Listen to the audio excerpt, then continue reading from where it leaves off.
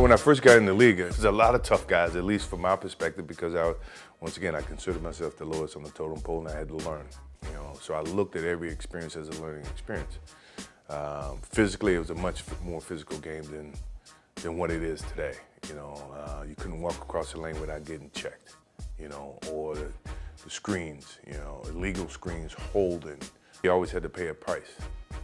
Be it if you were aggressive and you were a gun-ho guy and you go in with the understanding that I'm gonna get hit, I'm gonna pay the price, but that's a part of the game. I'm not gonna be afraid to go inside. Those are types of things that these kids don't even have a clue of how we had to grow up or how we had to play. The people that influenced my basketball skills when I was growing up as I was watching NBA, Walter Davis, Dr. J, David Thompson. Dr. J's style it was something that I absolutely loved because of the way he can handle the basketball with his one hand. He can move the ball. I had big hands.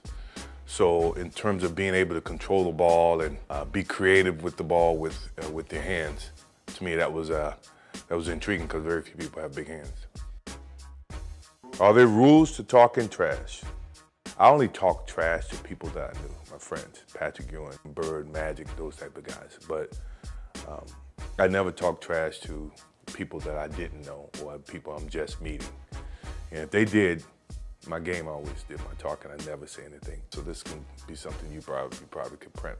I'm playing in my camp against O.J. Mayo. He was a top high school kid coming out, and I never met him first time. In front of my camp, he starts this thing about, you can't guard me, you can't do this. I got my campers here, so obviously I can't really go where I want to go because of all my camp. So I stop the camp, send the kids to bed. We go back to playing. And he starts his whole thing, that you can't guard me, you can't do this. And then finally I just let him, I said, look, dude, you may be the best high school player, but I'm the best player in the world. So from this point on, it's a lesson. And from that point on, it was a lesson. He never won a game. I posted him up. I did everything. If I can ever show you that film, if you can ever ask him that, ask him about the thing that happened at my camp. I don't consider that trash. I consider that fact. You call it trash.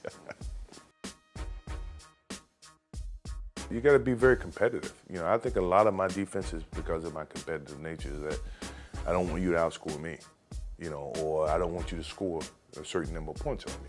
Gary Payton and I had an interesting competitive, he's supposed to be the glove. And the media made a little bit of a splash, and then the next thing you know, we're playing against him in 95-96 for the playoffs. And the whole thing was Jordan against the glove. I mean, he was good at defending, me to get the ball, but once I got the ball, I felt like I always had the advantage, so, it wasn't really a problem to me. He's a Hall of Famer now. I think he's very deserving of it, but we did have our battles. If I was in my prime, who would I want to play one-on-one with? That list is very long. Start off with Jerry West, Elgin Baylor, Kobe Bryant in his prime, LeBron in his prime, D. Wade in his prime, Melo. That's a good start. Yeah. I don't think I lose. Other than Kobe Bryant, because he steals all my moves.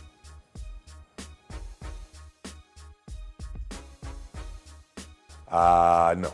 I'm not a Twitterer, I'm not a twerker, I'm not a Facebooker. I am a nothing. I'm old school. What is twerking, by the way?